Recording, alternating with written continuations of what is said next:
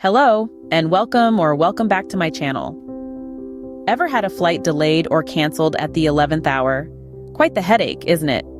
But did you know if you're flying within the European Union, there are regulations in place to protect you, the passenger? That's right. Welcome to the world of the EU compensation guidelines. First up, the EU Regulation 261/2004. This is the rulebook that safeguards your rights when flight disruptions occur. It covers all flights within the European Union and flights from any location to an EU country operated by an EU airline. Now, let's talk compensation for delayed flights. If your flight is delayed by 3 hours or more, you may be entitled to compensation, but there's a catch. The delay must not be due to extraordinary circumstances. Think bad weather or air traffic control issues, which are beyond the control of airlines. Next up, canceled flights. If the airline cancels your flight without providing at least 2 weeks' notice, you could be entitled to compensation. But again, if the cancellation is due to those extraordinary circumstances, the airline might be off the hook. Ever been denied boarding because of overbooking? It's a common practice, but did you know that the EU compensation guidelines also cover this scenario? If you're denied boarding due to overbooking, you are entitled to compensation unless you voluntarily give up your seat.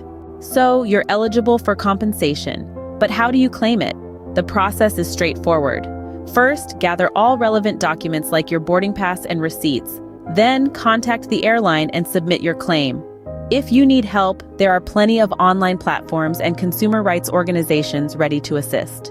To bring these guidelines to life, consider this scenario. You're on a flight from Paris to Rome. The flight is delayed by 4 hours due to a technical issue.